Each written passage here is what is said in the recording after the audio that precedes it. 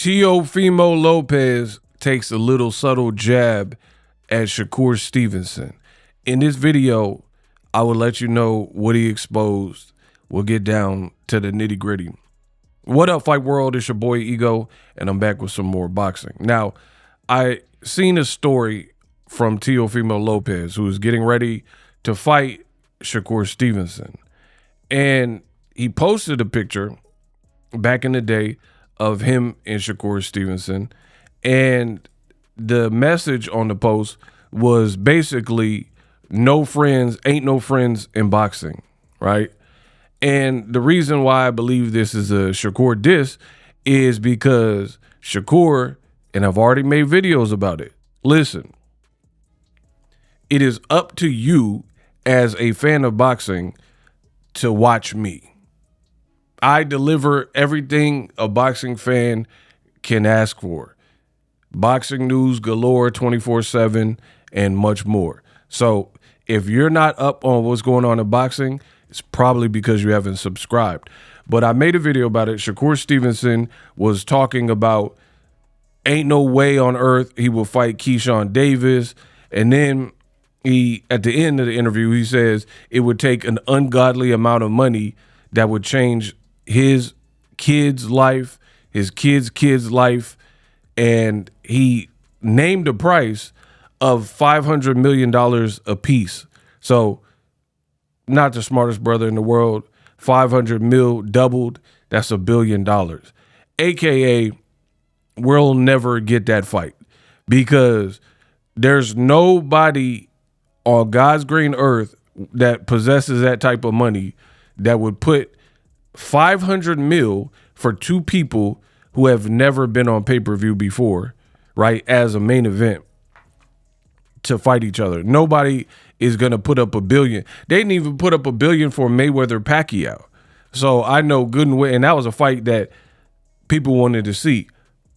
Like I said before, at the end of the day, Manny Pacquiao, he's a hungry lion. And it's hard work, dedication. I believe my 45 punches and bunches like I did Ricky Hatun in Koto. Right? That was like the biggest fight in boxing. And that fight didn't even go for $1 billion. Like, nobody got $1 billion. Ain't nobody paying non-pay-per-view stars $1 billion.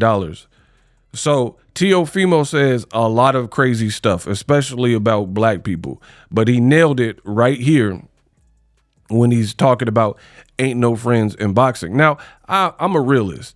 I believe you can have friendships, but preferably have friendships that are away from your division. Like if Shakukr Stevenson is cool with Caleb Plant, because the likelihood that they would ever fight, not likely.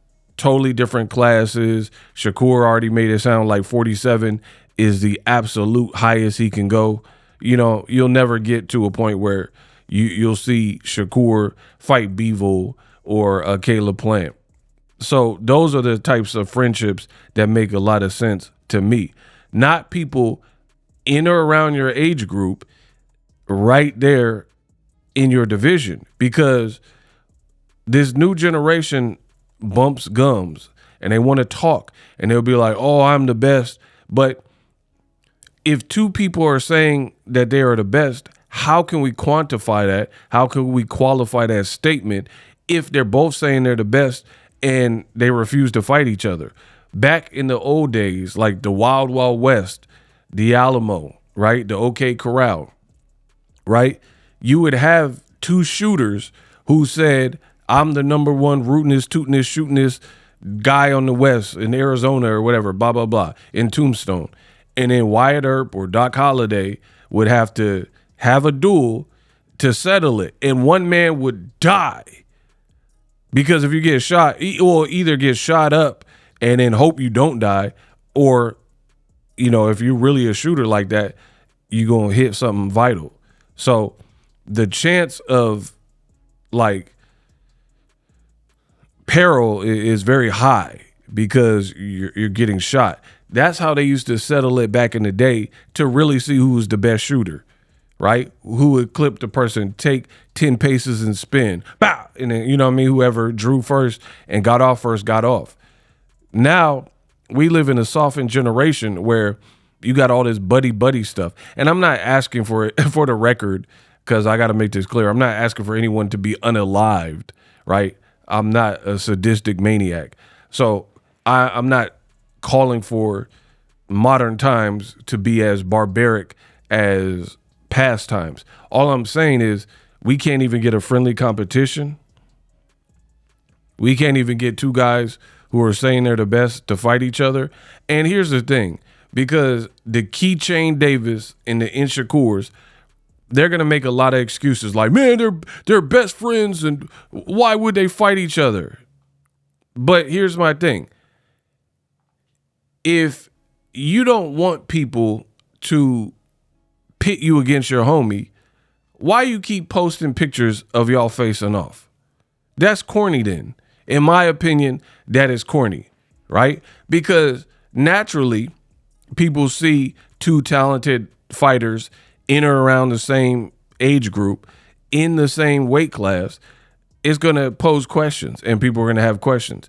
So you're only stoking the fire by posting these pictures where y'all are facing off. What is the point of that? And then posting clips and pictures of y'all sparring.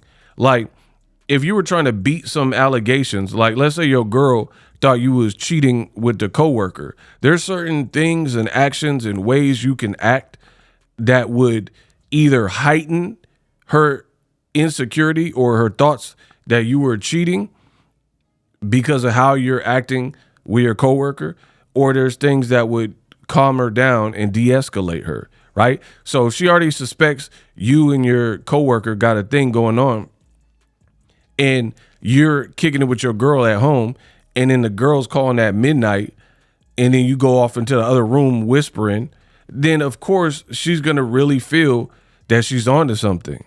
And you're like, no, we're just friends. No, we're just friends. So the point I'm making is there's a code of conduct and there's a candor. There's a way you can act to the point where people will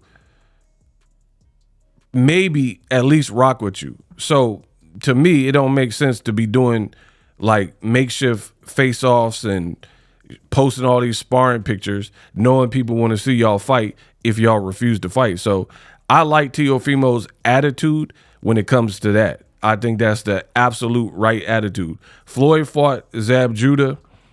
They was friends, and then they went on to become friends again. And it was heated. It was to the point where Zab was low blowing, and rest in peace, the late great Roger Mayweather popped in the ring, could have got Floyd disqualified, all types of stuff. A whole melee broke out in that particular fight. But Zab and Floyd are some real fighters. This new generation is really a letdown. A lot of talk and then a lot of lip, and it don't live up to it performance-wise. For more boxing news and direct breakdowns, I didn't give you a big, long, bloated intro or outro.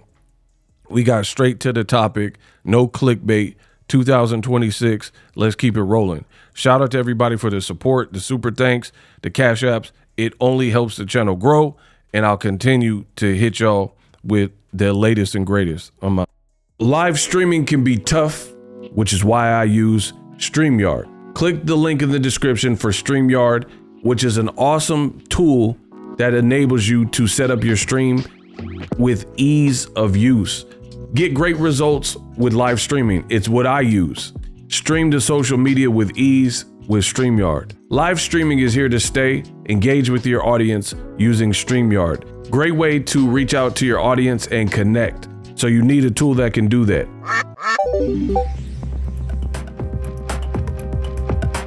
If you're new to YouTube and you're struggling to get views, one tool I can provide to you is TubeBuddy. I've been on YouTube over 10 years.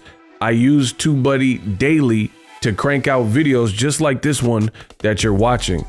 Learn how the pros do it with TubeBuddy. YouTube receives a lot of traffic, which also means a lot of creators, a lot of people putting out content. So you need to learn the ropes so you know how to separate yourself, especially if you're new, but even if you're a pro, use TubeBuddy. The link is in the description.